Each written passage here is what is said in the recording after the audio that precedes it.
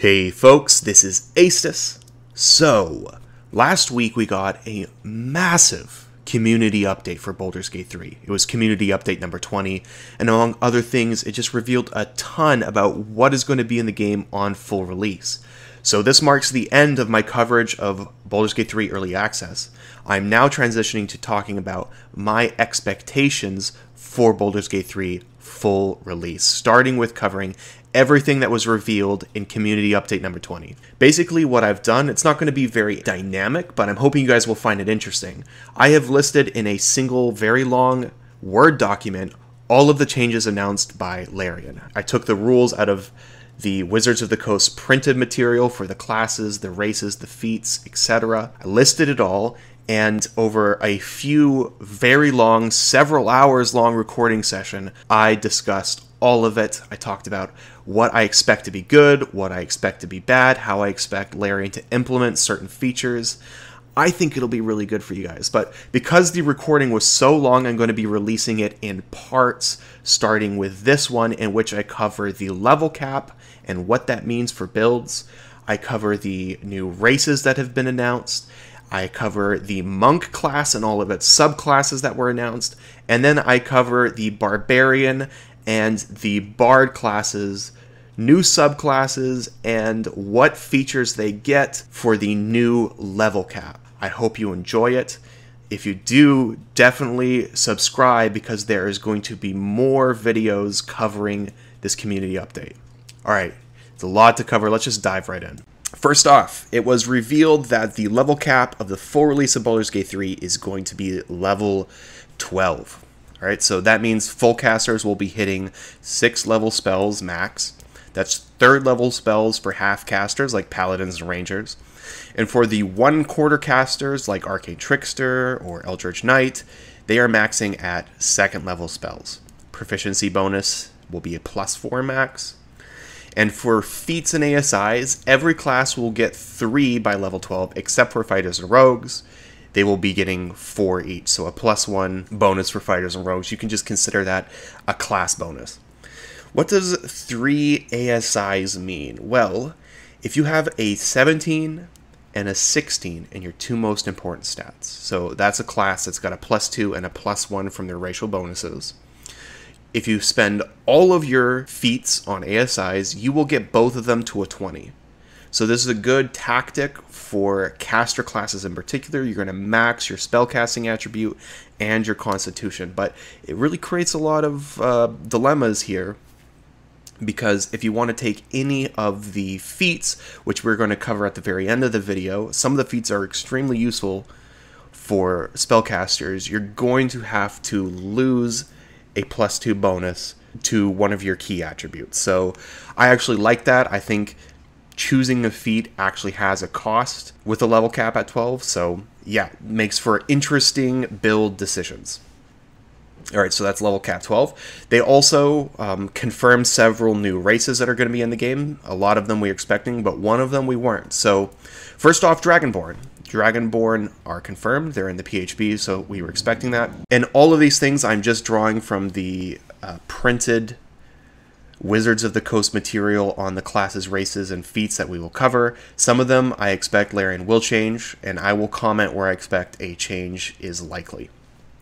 For Dragonborn, Dragonborn get a +2 to Strength and a +1 to Charisma. This is very versatile attribute bonuses. A lot of classes use Strength. Strength's probably the most important attribute in the game, at least as it is right now in Early Access, and Charisma is the most common caster attribute. So a +2 to Strength and +1 Charisma makes a Dragonborn useful for a lot of classes in the game.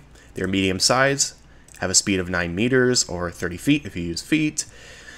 And then they get the Draconic Ancestry ability, where you pick the color of your Dragonborn, and this is going to determine both its aesthetics but also its Draconic Ancestry mechanics.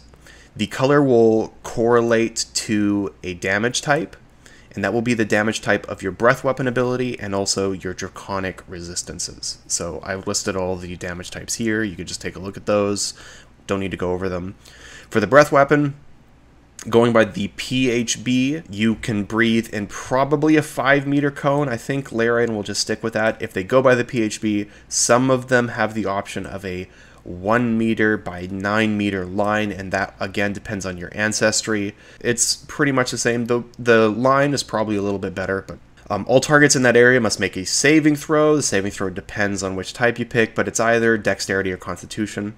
The DC is 8 plus your constitution modifier plus your proficiency bonus. They take 2d6 damage on a failed save, have as much on a successful one, and the damage increases at 6th and 11th level. We don't need this because level cap is 12. And it refreshes on a short or long rest, but remember this takes an action, and most Dragonborn are going to be using... They're going to be strikers using their strength attribute. It is unlikely that your breath weapon will do more damage than just using your actions. So the breath weapon is not really the main reason to pick this race. The main reason to pick this race is they're resistant to the damage type associated with your ancestry. So the Dragonborn, besides being super, super cool looking, is just amazing bonuses to your attributes, strength and charisma, very, very flexible. They fit a lot of classes, and the resistant to a damage type of your choice, depending on your color. Altogether, I give this race an A tier. It's solidly in the consistently good, but never like amazing in any situation. So that is the Dragonborn. Next up is the Half-Orc. I give the Half-Orc an S tier.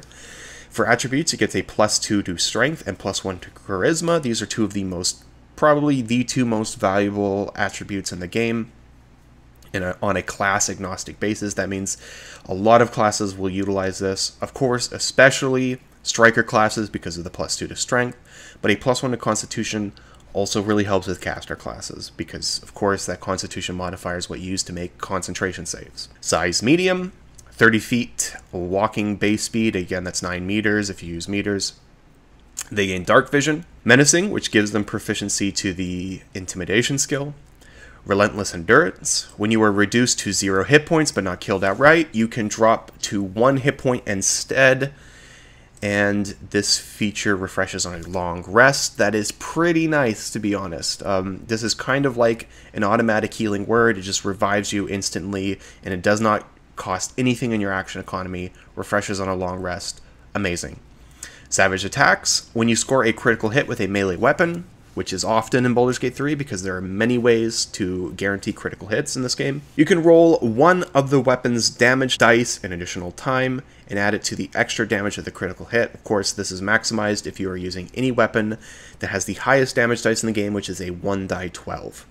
Again, this is more damage on a crit, which is awesome because you crit often in this game. You're guaranteeing crits all the time, so perfect for any kind of strength strikers, and strength strikers that use Great Weapon Master are amazing. I've been talking about them for years now. If you've followed my videos, you know why they're so good. Half-Orc is perfect for them, so it's the consistently amazing tier for Half-Orc. Okay, the surprise race, it's actually a sub-race that we got confirmed in this community update, is the Duergar. Duergar is a sub-race of the Dwarf, so it gets all of the base Dwarf bonuses. On top of that, it gets a +1 to Strength. So that makes in total a +2 to Constitution, +1 to Strength. Again, two very important attributes in this game. It gets Superior Dark Vision, that's double the range Dark Vision. Duergar Resilience, which gives them advantage on saving throws against Illusion, and being Charmed and Paralyzed. The Paralyzed is very important. Hold Person is a paralyzed effect, and there's at least one fight in this game, actually two really, where enemies will spam Hold Person on you, and if they land, it is devastating. If you're doing a no reload run, Hold Person can just end your run. So advantage on saving throws to that, awesome. They get a spell portfolio which doesn't include a cantrip for some reason, but it's just Enlarged Person at 3rd level and Invisibility at 5th. But here's the kicker, you have Sunlight Sensitivity, which gives you disadvantage on attack rolls and wisdom checks that rely on sight when either you, the target of your attack, or whatever you are trying to perceive is in direct sunlight. So this is disadvantage on attack rolls when you're not in the Underdark or inside a building. That is so, so terrible. So I just don't see, even the rest of these things are nice. Like, if it didn't have sunlight sensitivity, it'd be a really, really good race. But as it is right now, I just don't see any reason why you would pick the Duergar over a Shield Dwarf, frankly. Unless, of course, you want to for roleplay reasons. So that puts it in the roleplay tier for Duergar, although I think it is possible that Larian will either nerf sunlight sensitivity so that it's not quite as debilitating, or just remove it entirely for this class. I don't know. We'll see. That is all of the races. And now we get into classes. I suspect classes will take up the brunt of this video, because not only have they confirmed the monk class and all of its subclasses, but they confirmed the subclass list for every class in the game, so there are many subclasses that are going to be added on full release that we have no access to. And then, of course, for every subclass we do have access to right now, there's all the features that they gain from levels 6 to level cap of 12. So we're going to talk about all of that, and I'm really excited. Of course, classes, such a fun part of the game, and so much of my video is talking about classes. Let's just dive right in. First off, the monk class, of course, is going to be in the full release of Baldur's Gate 3, so let's talk about it. This is the monk class according to the PHB, but Larian said in the community update that they are buffing the monk class by giving it access to more key points, which we'll talk about in a second, and giving it more things to do with its key points. And I can't know what those other things that they are adding to the game are, so I'm just going to talk about the monk as it is in the PHB, but keep in mind it is going to be buffed by Larian. They have confirmed it. Base stats and proficiencies. Monks get a 1/8 hit point progression. That is the average hit point progression. They get strength and dexterity saves. Those are probably the weakest save combos that a class gets. They were the same as the ranger, so if you want to have more details on that, you can go to my ranger class review video. They also get proficiency in all simple weapons and then short swords. So their base stats and proficiencies are not good in general. Class features.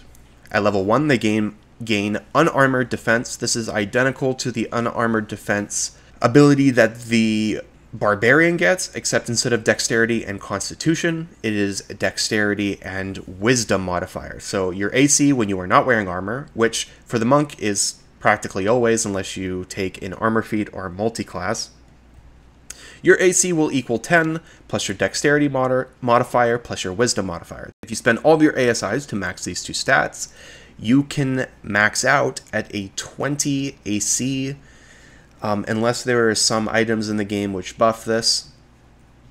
20 AC is decent, but remember that's spending all of your ASIs, and we'd really like to spend some ASIs on combat feats. Altogether, unarmored defense is fine. It's just giving you a slightly worse armor class than classes that get armor proficiencies. So, at level 1, they also gain the ability Martial Arts.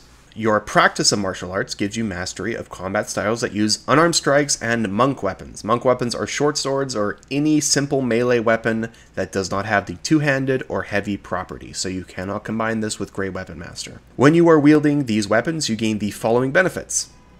First, and you cannot be wearing armor or wielding a shield, so that excludes you from these benefits.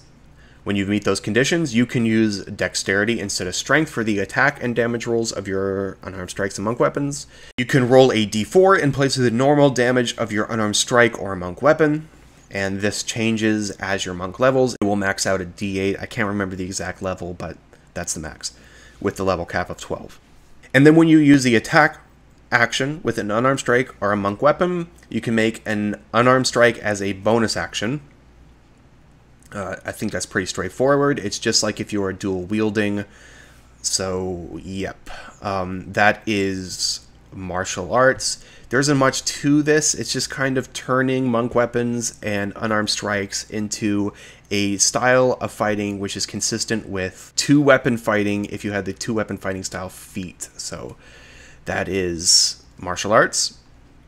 At level 2, you gain the ability Ki. Your training allows you to harness the mystic energy of Ki. Your access to this energy is represented by a number of key points. Your monk level determines the number of key points you have, as shown in the key points column of the monk table, but you can ignore that because Larian has already said they're going to be buffing that. You're getting more key points than in the PHP. So you can spend these key points to fuel various key features. Flurry of Blows, Patient Defense, Step of the Wind.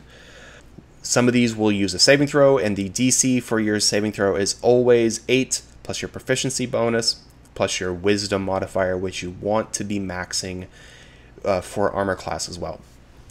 The features you get at level 2 are Flurry of Blows, so immediately after you take the attack action on your turn, you can spend 1 key point to make 2 unarmed strikes as a bonus action instead of 1. So at level 2, you can potentially make 3 unarmed strikes with your action and your bonus action, which is a lot at level 2, but in the grand scheme of things, really isn't that much. It very quickly gets outscaled, but still, that's the base of your damage. You're going to be spending key points to make Flurry of Blows attacks. Remember, this is a limited resource, though, so whenever you're out of key points, it's going to be whatever your main attack is, plus 1 from your bonus action. Patient Defense, you can spend 1 key point to take the dodge action as a bonus action on your turn. I do not believe this is going to stay the same. This is one of those things I expect Larian will change, because so far in the game we have not had the dodge action, and it does not seem likely that Larian are going to implement the dodge action to me. I don't know why, it's just kind of a hunch. I think that's a shame. I think the dodge action is very important to the strategy of 5e, but whatever. We've been playing the early access so far without it, and it's still fun to play. So that will probably be changed. Step of the Wind.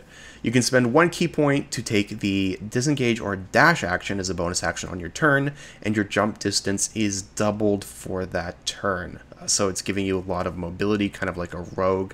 Doubling your jump distance is pretty fun. It could scale really well with strength if you want to go a strength monk. Keep going now. Unarmored movement. This is, you get this at level 2, and it is increased at level 9. Your speed increases by 10 feet. This is similar to the Barbarian feature we already have at level 5 with Barbarians. But you only get that when you are not wearing armor or wielding a shield. And this bonus increases when you reach certain monk levels. It maxes out at plus 6 meters. Sorry, I keep switching from feet to meters. 10 feet is 3 meters, so 6 meters is 20 feet. At 9th level, you gain the ability to move along vertical surfaces or across liquids on your turn without falling during the move. Amazing. That is going to be super fun, especially in this game where vertical surfaces are so common and tactically important. I'm really excited to use this on the monk. Deflect missiles. You get this at level 3. You can use your reaction to deflect or catch the missile, whenever you are hit by a ranged weapon attack. So how this works. Whenever you take damage from an attack, a ranged attack, it is reduced by 1d10 plus your dexterity modifier plus your monk level. And if the damage is reduced to 0, you can catch the missile if you have one hand free, which you almost always will, and you can spend 1 key point to make a ranged attack with it as if it's like a thrown weapon as part of the same reaction. You make this ranged attack as if you are proficient with the weapon, regardless of what it is, and the missile counts as a monk weapon, so it uses your monk weapon damage dice.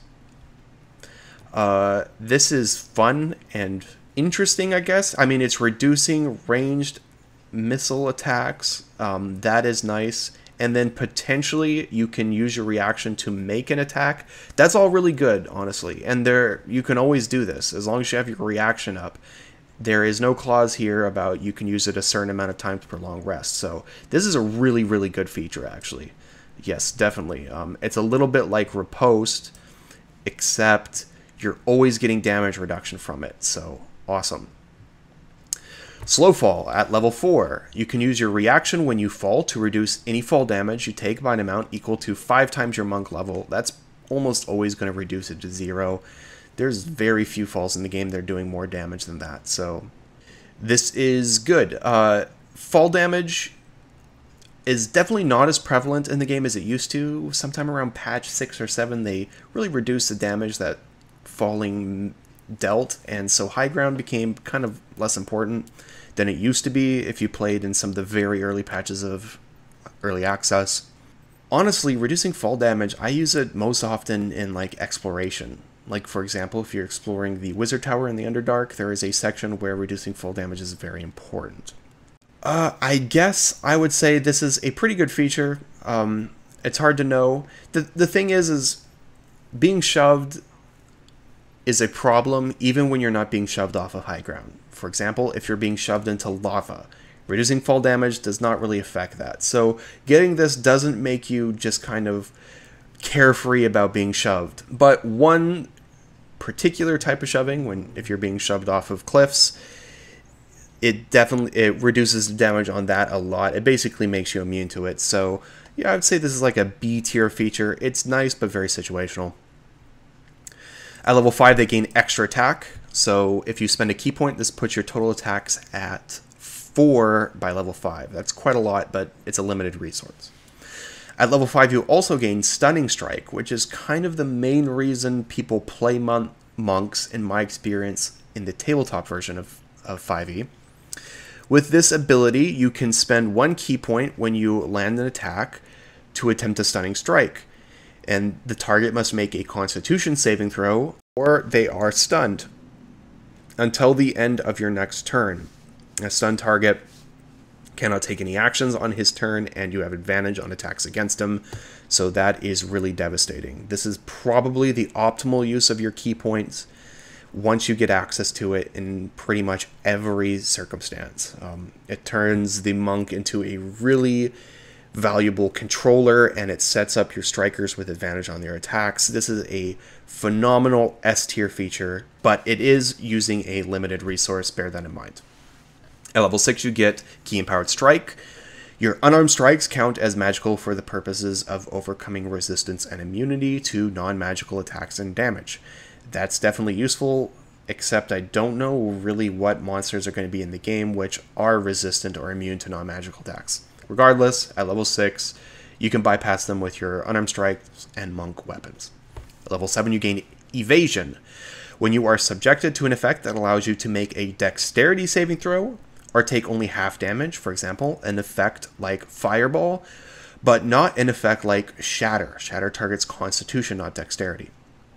So for just the Dexterity saving throw ones, you instead take no damage if you succeed on the saving throw instead of half. So that is a pretty good feature. Some of the most deadly ranged AoE attacks are targeting the Dexterity saving throw, and your Dexterity saving throw is going to be very high because you want to be maxing Dexterity for your armor class, your unarmed armor class, and you're getting proficiency to your Dexterity saving throws from the class. So this makes you very, very resilient against Dexterity targeting spells. Next up, Stillness of Mind, level 7 again. Another feature again at level 7. So with this feature, you can use your action to end one effect on yourself that is causing you to be charmed or frightened. This is just a nothing feature in my opinion. I mean, it's not even that good. You're spending your entire action on it, so I guess maybe you could take bonus actions or move, but still most of the effect of your turn is going to be lost, even with this ability. Charmed and Frightened are not that potent of debuffs anyways, so especially in the case of Frightened, I'm going to be thinking maybe it's not worth using a whole turn just to get rid of the Frightened condition. I might just tank it and try to attack through it.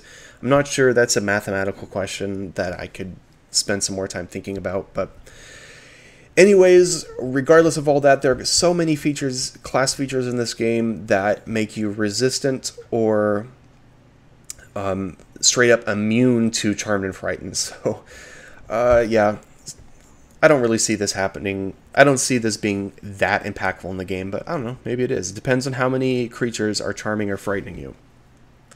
And then finally, at level 10, this is the last class feature available by the level cap of 12. You gain Purity of Body. This allows you to, this makes you immune to disease and poison the conditions. Probably not immune to poison damage. If it makes you immune to poison damage, though, this goes from being decent to like really, really, really good. Anytime you have something that is immune to poison damage, you can start layering poison cloud effects from the wizard spell list on top of you and fight in it for a massive advantage. So, but it really seems unlikely to me that you are immune to poison damage. These are just the conditions. Immunity to these conditions is good, but not amazing. But it's a feature that's always on, and that is nice. Alright, that is the base class of the monk. How do I rank this? It's hard to know until I actually get to test it in game. I would say probably a middling A tier base class, but now let's look at its subclasses. 3 subclasses will be available for the monk on full release of the game. They are the Way of the Four Elements, the Way of the Open Hand, and the Way of Shadow. So these are all the ones we expected because they are the ones in the PHB. Starting alphabetically, we're going to go for 4 elements. The Way of the Four Elements is kind of a weird subclass. It's a little bit like turning your monk into a half caster with a very limited spell list. Basically, you get to use key points to cast spells or do certain spell-like effects called elemental disciplines. So I've gone through the PHB and recorded all elemental disciplines that are available before level 12. We can discuss them. First off, Fangs of the Fire Snake. With this, when you use your attack action, you can spend a key point to cause tendrils of flame to stretch out from your fist and feet. So this makes your unarmed strikes reach, that's a 10 feet reach for the rest of the turn. A hit with these attacks deals fire damage instead of bludgeoning damage, so that's only really a good trade whenever you are fighting an enemy that is vulnerable to fire damage. In those instances, it's extremely good. For everything else, it's pretty much a wash. You're actually more likely to find enemies that are resistant to fire damage and bludgeoning. However, on top of that, if you spend 1 key point when the attack hits, that attack deals an extra 1d10 fire damage, so you're exchanging key points for an extra 5.5 fire damage on your attack. That is not an efficient use of key points when you factor in that you can just spend your key points to potentially stun a target. So overall, I think Fangs of the Fire Snake is unlikely to be worth using. Next up, Fist of the Four Thunders. You can spend 2 key points to cast Thunderwave, and this establishes a kind of action economy where 2 key points equals a first level spell. Thunderwave is an A tier spell. It is definitely good at pushing targets, especially targets that are large size or greater, because you cannot normally push them with a shove. So yeah, this is fine. However, it is very likely that someone else in your party will be able to cast Thunderwave, and you're not particularly good at casting Thunderwave. It's costing a valuable resource for you. So yeah, not getting a lot of advantage from this Fist of the Four Thunders. Next up, Fist of the Unbroken Air. As an action, you can spend 2 key points and choose a creature within 30 feet of you. That creature must make a strength saving throw. On a failed save, they take 3d10 bludgeoning damage. Alright, so 3d10, that is an average of 16.5 damage. But that you deal an additional 1d10 bludgeoning damage for each additional key point that you spend. So you can choose to spend more than 1 key point on it to do more damage. Again, a trade of 1 key point for 1d10 damage, not really worth it. So altogether, this wouldn't be worth it if you didn't get the added effect of being able to push that creature up to 20 feet away from you and knock it prone. That is, if they fail their saving throw. If they succeed on their saving throw, they take half as much damage, and you don't push them or knock them prone. So, Thunderwave, which we talked about just before with the Fist of the Four Thunders, is dealing 2d8 thunder damage in an AoE. This is dealing 3d10 bludgeoning damage to a single target and pushing them. So it's a little bit like a single target version of Thunderwave, which makes it decent. I'd say slightly more useful, honestly. Not only is it pushing targets back, it's also knocking them prone. It's hard to get a lot of advantage out of prone, but yeah, I would definitely take Fist of the Unbroken Air over Fist of the Four Thunders. Next up is Rush of the Gale Spirits. You can spend 2 key points to cast Gust of Wind. Gust of Wind isn't in the game so far. It's hard to know what it will do. I don't think it is likely to be worth the value of 2 key points. So, next up, Shape of the Flowing River. This one's interesting. You can spend 1 key point to choose an area of ice or water no larger than 30 feet on a side within 120 feet range of you. You can change that water to ice within the area, and vice versa. You could change the ice into water, and you can reshape ice in the area in any manner you choose. You can raise or lower the ice's elevation, create or fill in a trench, erect or flatten a wall or form a pillar. Extent of any such changes can exceed half of the area's largest dimensions. And it gives an example, and then you can shape the ice or trap or injure a creature in that area. So this is like using water to create terrain.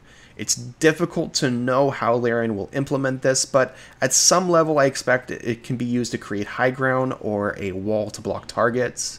That is potentially quite useful. Creating terrain is very valuable. This is something that not a lot of other classes can do, so yeah, that's actually an attractive feature for this subclass. Next up is Sweeping Cinder Strike. You get to spend 2 key points to cast Burning Hands. Burning Hands is a kind of meh spell, I'd say B tier. It does AoE damage, not really that good, probably not worth 2 key points. Water Whip. This is the really good feature in my opinion. This is the one you should pick every time. With Water Whip, you can spend 2 key points as an action to create a whip of water that shoves and pulls a creature to unbalance it. So, a creature within 30 feet of you must make a dexterity saving throw. On a failed save, the creature takes 3d10 bludgeoning damage. And then, of course, you can add 1d10 with a +1 key point cost, not worth it. And then that either knocks it prone or pulls it up to 20 feet closer to you. On a successful save, the creature takes half as much damage and you don't pull it or knock it prone. There are not a lot of features in this game that pull creatures towards you, and it can be really valuable, especially if you're pulling them off of high ground. That's insanely high efficiency. Or if you're pulling them into AoE spells like Cloud of Daggers. But the ability to pull people off of high ground, really, really good. I mean, not only are they losing high ground damage, you're pulling them towards you for melee strikes, but they're taking fall damage. And this is a water whip, so I think it is possible, maybe not likely, but possible, that Larian maybe adds the wet condition onto this. If that was happening, this would be absolutely insane. Such a good feature. Either way, it is situationally very good because of the ability to pull people off of high ground or into holes or AoE effects. So, Water Whip is, of these level 3 spell effects, Water Whip is a must take. Then we get into spells that you can only take at level 6. There are 2 of them. Gong of the Summit. You can spend 3 key points to cast Shatter. So, for just 1 extra key point cost, you are now able to cast 2nd level spells. It's slightly better. Slightly more efficient than the 2-to-1 that you're getting for your 1st level spells. But Shatter is just a kind of meh spell in my opinion. So, not really that great. Definitely not selling me on this subclass. Then at level 6, you can also take Clench of the North Wind. For 3 key points, you get to cast Hold Person. Nice. Okay, that actually is worth something. Hold Person is a really, really good spell. S tier, maybe A tier because it's situationally amazing, but the situation is when you are fighting humanoid targets, which is fairly common. That said, you're not really picking a monk so that you can cast Hold Person. There's going to be other people in your party that can do that. I guess monks are not using their concentration save that often, so this does give you an option to really utilize that concentration slot. So yeah, I'm actually saying let's take this. That's worth doing. Then at level 11, you get 3 more options. They are Flames of the Phoenix. You can spend 4 key points to cast Fireball. Mist Dance, 4 key points to cast Gaseous Form. Ride the Wind, 4 key points to cast Fly. All these are 3rd level spells, and they're kind of meh, to be honest. But they have their uses, especially Fly and Fireball. I would take those. Altogether, I give the Way of the 4 Elements a solid B tier. If it's going to have an A tier niche, the only abilities I'm really expect to be tactically interesting and, you know, fight defining are Water Whip and the Shape of the Flowing River, but it's really going to depend on how Larian implements it. So I'm tentatively giving the Way of the Four Elements a B tier. Let's move on. There's a lot to cover. Next up is the subclass Way of the Open Hand. This is kind of your vanilla monk. At level 3, you gain Open Hand Technique. So this applies whenever you hit a creature with one of the attacks granted by your Flurry of Blows. So you actually have to start using key points on Flurry of Blows to get this ability. But when you do that, you can impose one of the following effects on that target.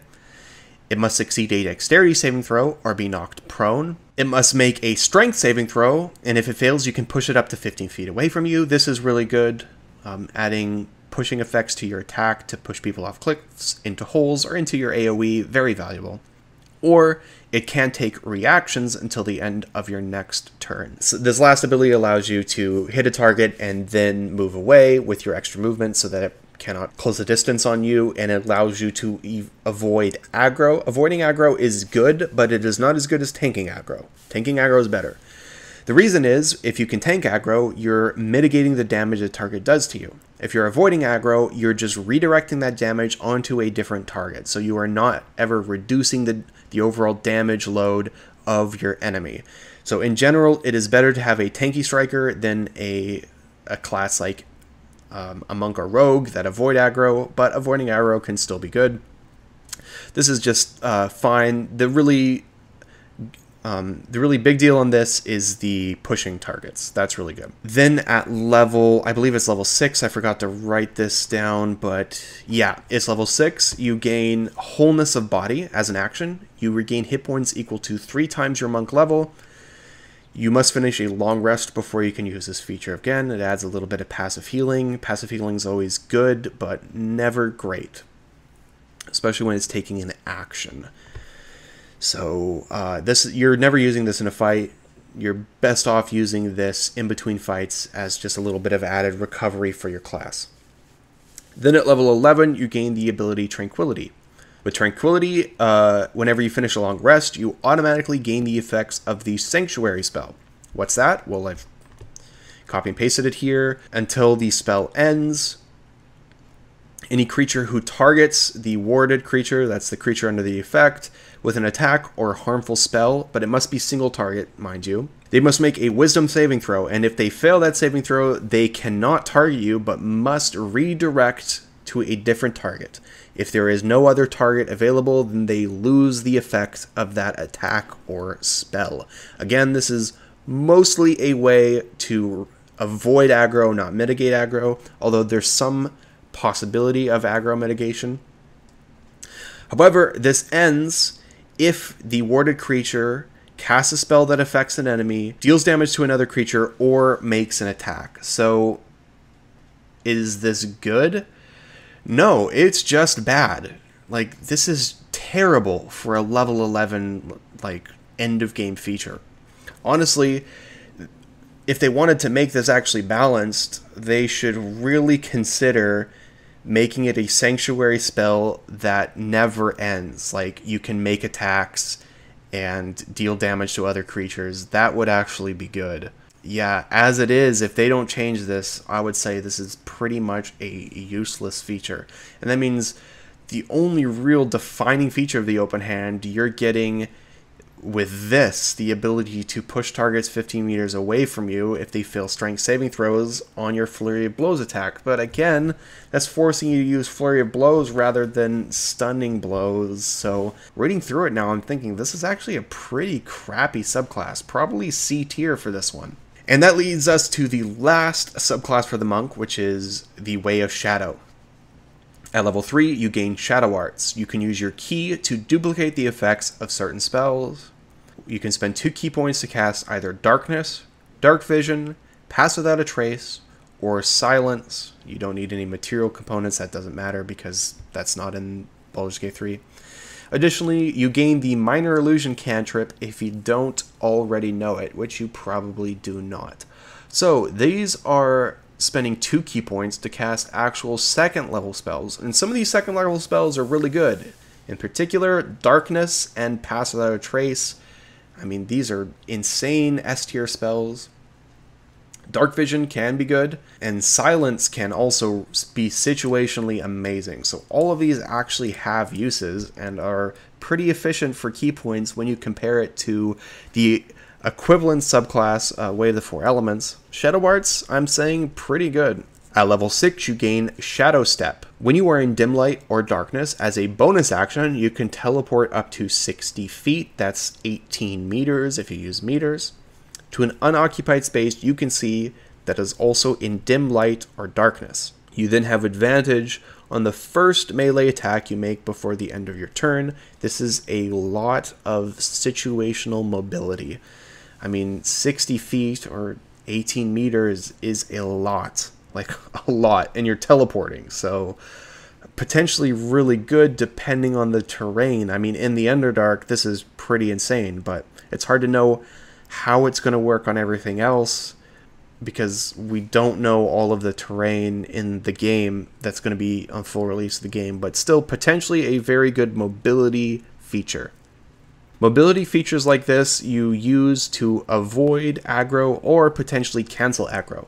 If you draw aggro away, 60 feet away from the rest of your party, and then use your bonus action to teleport, the melee target that you drew away from your party is going to have to spend their turn dashing to move back that 60 feet. So whereas you can spend a bonus action to move it, they have to spend a full action, and that is trading a bonus action for an action. A very, very, very efficient trade in 5e. So a lot of tactical use with that.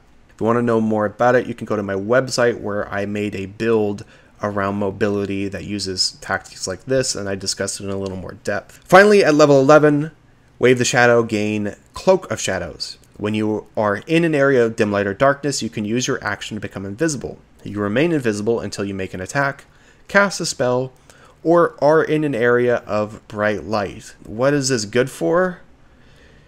Avoiding aggro, again. And then when you're invisible, you also get advantage on an attack, but you're also getting advantage on an attack just from using Shadow Step. So Cloak of Shadows, really, really bad for level 11. Like, level 11, that is late game for this full release. And you're getting this pretty crappy feature. That's a massive disappointment. That said, altogether, Shadow Arts plus Shadow Step are pretty good. I guess I'd give the Shadow subclass a B tier. That means all of the subclasses for the Monk are looking pretty underwhelming unless Larian changes the way they implement these classes, which is very possible. It seems like they're taking buffing the Monk pretty seriously. Okay, we've covered the Monk. Now let's talk about the changes that are going to be made to the rest of the classes on full release. We're going to go through them in alphabetical order, of course, starting with the Barbarian. So, base class features the Barbarian will get on levels 6 through 12. At level 7, they gain Feral Instinct. Your instincts are so honed that you have advantage on initiative rolls. That's insane, guys. That is insane. On top of that, if you are surprised at the beginning of combat and aren't incapacitated, you act normally on your first turn. Okay, another amazing feature, but you can only do this if you enter Rage before doing anything else in the turn. Big whoop, we probably want to be entering Rage anyways. Guys, Feral Instinct is insane. This is so good. I mean, being immune to surprise, incredible. Incredible. That's already giving you a turn. That is giving you a turn in several fights. But advantage on initiative rolls. If you are one of my patrons, I've written an entire article that examines the value of initiative mathematically in all systems, not just 5e, but all turn-based systems. And what we determined there is that the value of initiative is the value of the average turn in your respective game. The average turn in 5e is pretty valuable. So you can think of this as giving you something like a 40% of a turn if we, let's say 30% of the turn, if we just generalize advantage as being around a +3 to a +4, and the value of winning initiative as the average value of a turn. You can see this mathematically is giving you like 30% of that. And you're just getting that every single time you roll initiative. That's really good, guys. I mean, it doesn't sound like much, but that's insane. That's absolutely insane. So, yeah, Feral Instincts. I mean, yeah, this is at least an A tier ability. I absolutely love it. And you're getting it every time you roll initiative. Okay, next up, Brutal Critical. Level 9, you get this. With this ability, you can roll 1 additional weapon damage die when determining the extra damage for a critical hit with a melee strike. So, a lot like the Orc ability that we talked to above. This increases to 2 at 13. Okay, none of this matters because we're not going to levels 13 or up. This is decent. You crit a lot, so I mean, as a race feature, it's really good because race features aren't that powerful. As a level 9 class feature, it's just kind of whatever. I mean, it's definitely giving you something. It's giving you more damage, so that's good. But the damage isn't really anything to write home about. Also at level 9, you're getting +1 to your rage damage. That is applying to every single attack that you deal, so that's going to average out to much more damage than Brutal Critical.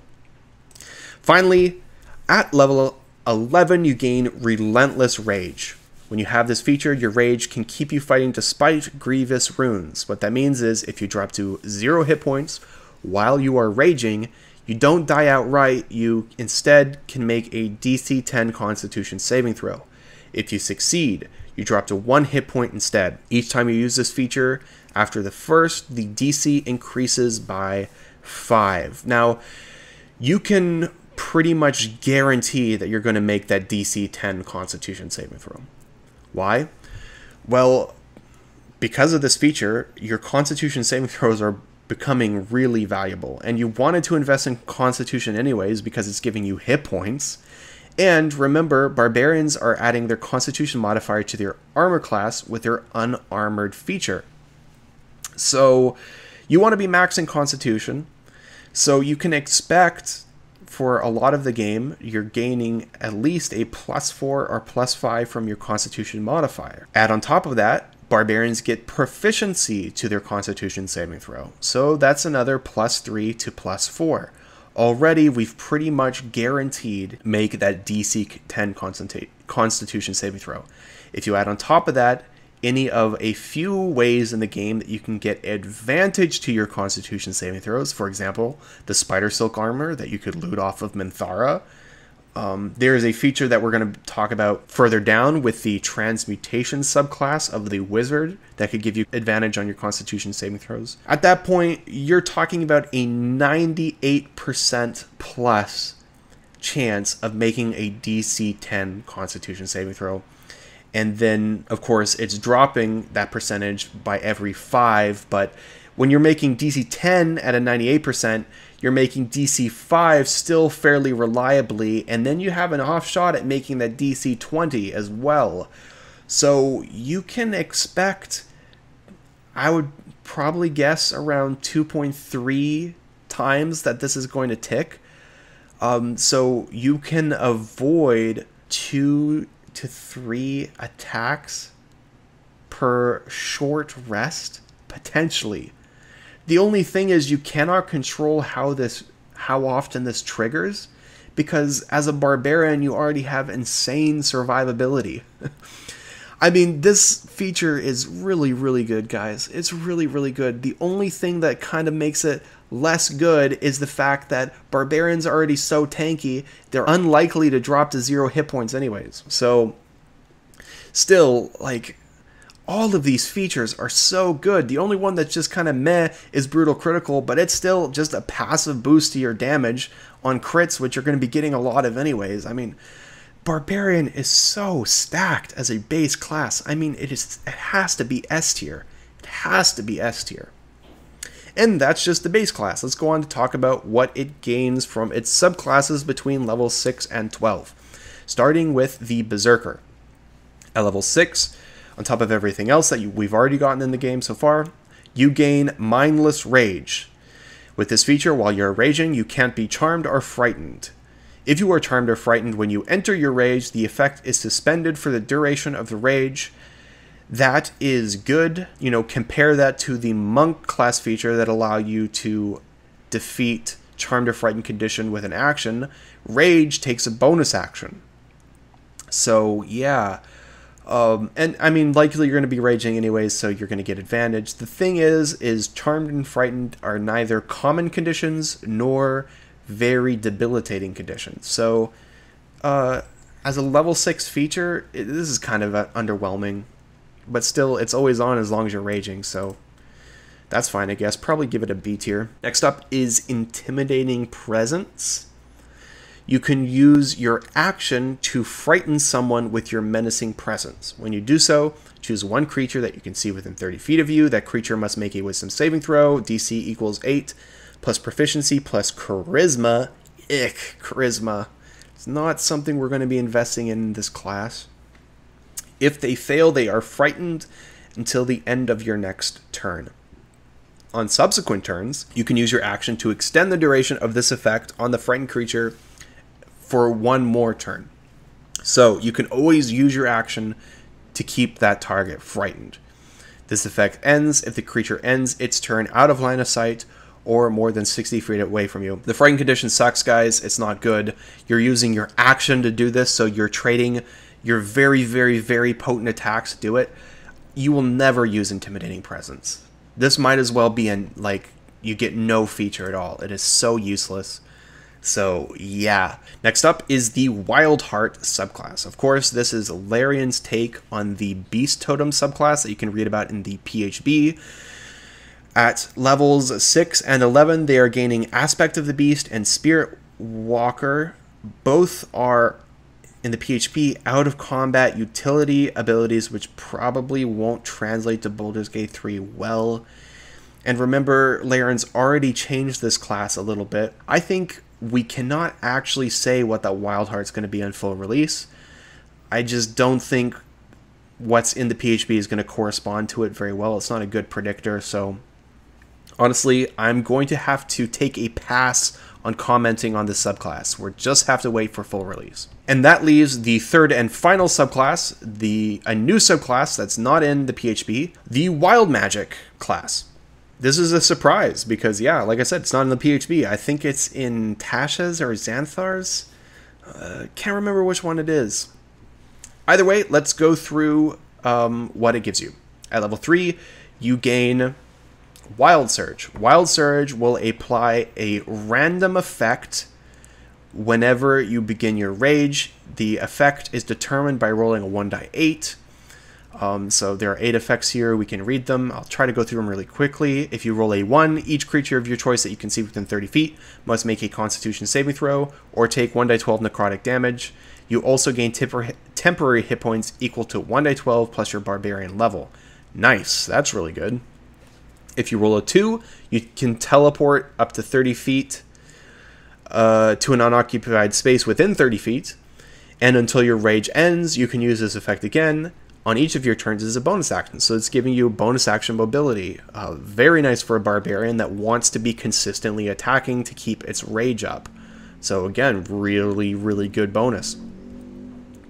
If you roll a 3, an Intangible Spirit, which looks like a Flump or a Pixie or whatever, appears within 5 feet of one creature of your choice that you can see within 30 feet of you. At the end of the current turn, the spirit explodes, and each creature within 5 feet of it must make a dexterity saving throw. If they fail, they take 1d6 force damage. Until your rage ends, you can use this effect again, summoning another spirit. Okay, this is a little confusing, but basically you get to summon one spirit every turn that is a AoE 1d6 force damage, so it's adding a little bit of extra damage, and this takes a bonus action, so you still get to make attacks. Probably not as good as the ones we've discussed so far, but still decent. If you roll a 4, magic infuses one weapon of your choice that you are holding until your rage ends. The weapon's damage type changes to force. It gains the light and thrown properties, with a normal range of 20 feet and a long range of 60 feet. If the weapon leaves your hands, the weapon reappears in your hand at the end of your current turn. Okay, so you get to throw your weapon now. Yeah, that's pretty good. Again, Barbarians want to make attacks, so it's giving you, it's kind of changing you to a ranged attacker, potentially on weapons that otherwise wouldn't be able to be thrown. Decent. Definitely not bad, but not as good as some of these other ones. If you roll a 5, whenever a creature hits you with an attack roll before your rage ends, that creature takes 1d6 force damage as magic lashes out in retribution. So this is adding a retribution, potentially very, very, very good. You want to be taking a damage anyways because you're resistant and you're just so durable. So that is potentially quite good.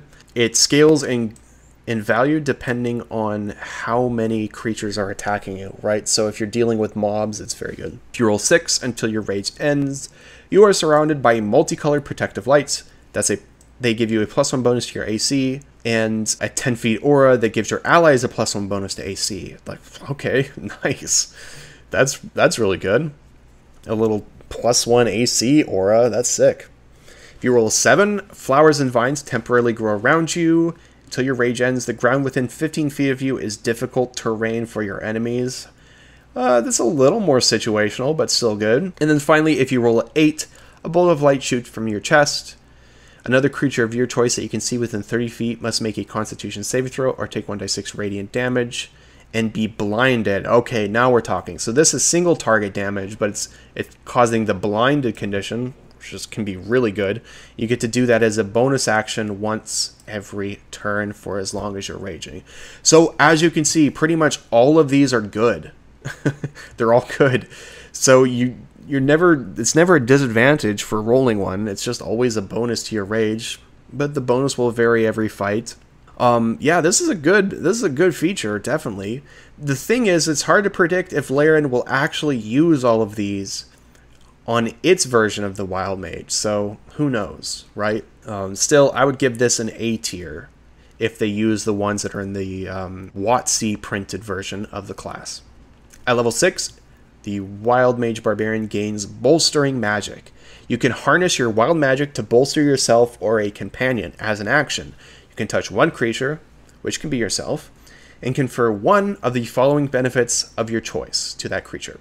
Either, for 10 minutes, that creature can roll a d3 whenever making an attack roll or an ability check and add the number to the die 20 roll. A d3 roll will average a 2. So that is an average of a +2 bonus to any ability check or attack roll. Okay, that's pretty good. Or it can roll a d3, and that creature regains 1 expended spell slot, the level of which equals the number rolled or lower, the creature's choice. So you could potentially recover a spell slot that will average around 2nd level.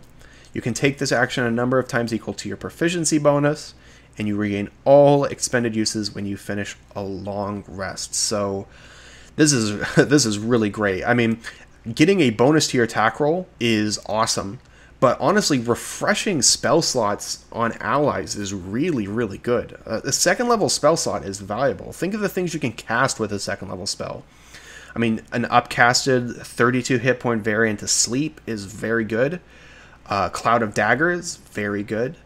Hold Person, very good. There's some good spells at 2nd level, and you're giving one of these per long rest to potentially every caster in your party. That's an interesting and cool support element to this Barbarian. So yeah, definitely A tier for that one. And then finally at level 10, you gain Unstable Backlash. When you are in peril during your rage, the magic within you can lash out immediately after you take damage or fail a saving throw while raging. You can use your reaction to roll on the Wild Magic table and immediately produce the effect rolled. This effect replaces your current Wild Magic effect. So if you don't like the Wild Magic effect that you have, you can use your reaction to re-roll and get another one. So because you're going to be taking a lot of hits, this actually allows you to kind of cycle through the Wild Magic effect and more reliably get an effect that you actually want in this particular fight. Not really adding that much, just kind of taking away some of the RNG from the class, so probably a B tier for that. But altogether, this subclass is looking really, really good, on top of an already insane base class that is the Barbarian. Yeah, Wild Magic, Barbarian, very cool, very fun. I mean, that's an S tier class. This is definitely a class that I'm very likely to use, maybe even on one of the story companions that they have revealed in this game, which we will talk about later on. But Anyways, I can't gush about the Barbarian all day because we have so many classes to cover. Let's move on to the Bard now. So Bard base class features that we were getting from level 6 to 12. At level 6, they gain Counter Charm. As an action, you can start a performance that lasts until the end of your next turn. During that time, you and friendly creatures within 30 feet of you have advantage on saving throws against being frightened and charmed. So another advantage against being frightened and charmed. A creature must be able to hear you to gain this benefit, blah, blah, blah. The performance ends early if you are incapacitated or silenced. Okay, that's all expected. This is just fine. Again, we've talked about this. Frightened and charmed aren't really that debilitating, so it's taking your action. I don't see myself using this very often, but maybe there are some situational fights where it's worth doing. At level 10, you gain Magical Secrets. Choose 2 spells from any class, including this one. A spell you choose must be of a level you can cast, as shown on the Bard table, or a cantrip. I believe at level 10, it is a spell that is 5th level or lower. The chosen spell counts as a Bard spell for you and are included in the number of spells known column of the Bard table. This is so good, guys. This is so good. The things you can do with this are totally up to you and what spells are in the game. And we'll discuss, probably not in this video, but a later one, the spells that Larian has announced are going to be in the game. But yeah, anyone who's played Bard and Tabletop knows how insane Magical Secrets is. It just allows you to combine spells that other classes normally wouldn't be able to combine. I mean, we've already had fun with that in early access when the Wizard was bugged and can learn any spell in the game. Yeah, Magical Secrets, super fun, super good. It is a class-defining feature. It's a reason to pick the Bard. S tier all the way. On top of that, your Bardic Inspiration dice are going to get up to D10 by the time you reach level 10. And so that is it for the base Bard class. Still an insane base class, an S tier base class easily. Now let's look at its subclasses. We've gotten 3 confirmed subclasses in the game, 2 that we were expecting and 1 that we weren't. Let's start with the College of Lore. The College of Lore, which we already have in the game so far, it's getting all of the normal things that we're getting up to level 5. Additionally, at level 6, you gain Magical Secrets, which is the same as the level 10 feature, except you're getting it at level 6, which makes it a bit worse because at level 6, you can only choose spells that are a 3rd level or lower, and there isn't a way to refresh this that I know of. So, slightly worse than the base class Magical Secrets. Still so good. You can use this to get haste, for example. Suddenly the Bard's getting one of the best support spells in the game. That said, haste probably will not be bugged on full release the way it is right now, so it's not going to be as meta-defining of a spell. But still, you get the idea. You can just start picking your favorite spells from other classes and mixing them in with the already awesome Bard subclass. This really makes the Lore subclass good. Definitely A tier, maybe even S tier, depending on what we are able to do with some of these spells introduced in the full release of the game. So yeah, I'm going to be keeping an eye out on the Lore subclass for the Bard. It could potentially be very good. Moving on. The College of Valor Bard at level 6 gains extra attack, and that is it. That's all that it gains besides what we already have for the Valor Bard in the game so far. The Valor Bard subclass is a solid A tier subclass. It's getting shield proficiencies, it's getting the ability to apply your Bardic Inspiration dice to damage or armor class on allies, and you're getting extra attack on top of being a full caster. This is a very solid, but maybe a little boring subclass to tack onto the Bard. Finally, and this is a surprise, we are gaining the Swords Bard subclass. I'm glad we're doing this just for the legacy element.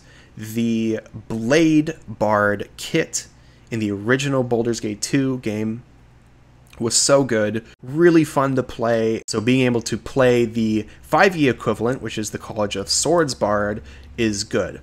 That said, what this class gives you is not that different from the Valor Bard, so doesn't really have a good tactical niche. Let's go through it. Bonus proficiencies. At level 3, you gain proficiency with medium armor and the scimitar. This is overall worse than the Valor Bard, which was gaining medium armor, shields, and all martial weapons, but still comparable. You're also getting to choose a fighting style at level 3. This is pretty new. You can choose between either dueling or 2-weapon fighting style. I see this as replacing the shield proficiency on the Valor Bard. Two-weapon fighting can be pretty good. Dueling is very underwhelming. So basically, the choice between Swords Bard and Valor Bard so far is shaping up to be just the difference between whether you want to dual wield or whether you want to use a shield. And both of them have their merits. One's more damage, one's more defense. I kind of prefer the defense on the Bard. I'm never really expecting my Bard to be a damage dealer because it's not really taking Great Weapon Master, right?